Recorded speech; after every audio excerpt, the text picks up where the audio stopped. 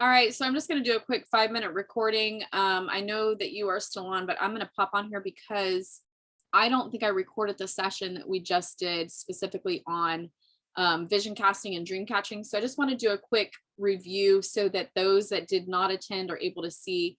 We developed a process for vision casting and dream catching that goes over 4 weeks. And what we're specifically doing is sending this workbook for weeks 5 and 6.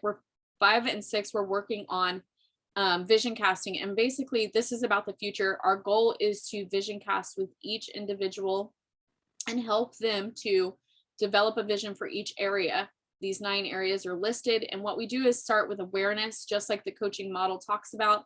This is where we go awareness and we're leading into vision. So awareness is where we currently at. Vision is where are we going? And the goal with this portion is to ask the client to stop and consider each of these areas in their life in the 9 boxes on the next page, which is this page over here. Start by considering the current status of each area and ask the questions, what would you change? What are you dissatisfied with? And what do you desire to make it better? And then what we do is we have them as they're going through each one, and we want to take our time going through it. And this is why it'll take two sessions, so 2 60-minute sessions to explain what they're doing, and then for us to actually work through the process with them and to sit in silence. And then they would write down in bullet points what their desires are. And so in this case, quality time with their family, speaking positively to one another, and teamwork were 3 bullet points that we listed here. They would do the same thing over for identity, living situation, relationships, and so on. And then the following 2 weeks, you would focus on dream catching. So the first part is vision casting. They're throwing out ideas and things that they desire. And the second part of dream catching is to catch it and bring it in and actually set up strategies around the dream so that you can start reaching them. So when we do this with them for week 7 and 8, we're going to focus on aligning their heart and their mind with the vision and catching the dream. So the questions and exercise are designed to help set goals and hold themselves accountable to their goals directly related to the vision of each area of their life.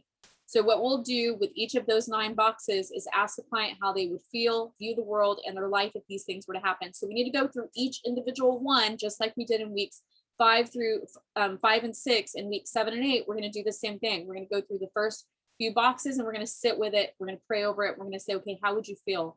How would the world look? How would you view different things? How would that feel to you? Get them to connect on a feeling and emotional level with that vision. Then we're going to have them rank those things on a scale of 1 to 10, how committed they are to reach those desires in each of these areas. They're going to rank each one individually. And the goal is that they are committing and buying in to the vision that they have set for them, each of those areas.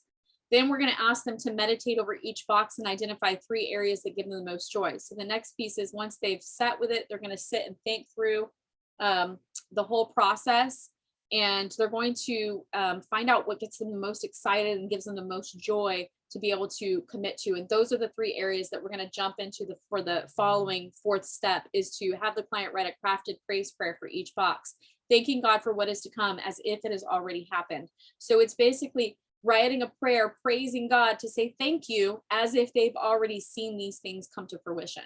And the goal is that these, we're aligning the mind and the heart to the desires so that their behaviors start lining up with the goals and accountability that we set in the following weeks after this. Okay. So that's pretty much this training in a nutshell. And I will go ahead and stop the recording on that. And I'm going to be sending everybody the worksheet just like that, so you can kind of do it yourself and take some time this week to go through what this would be like for you, so that you, if you're coaching someone else, you can understand what it's like.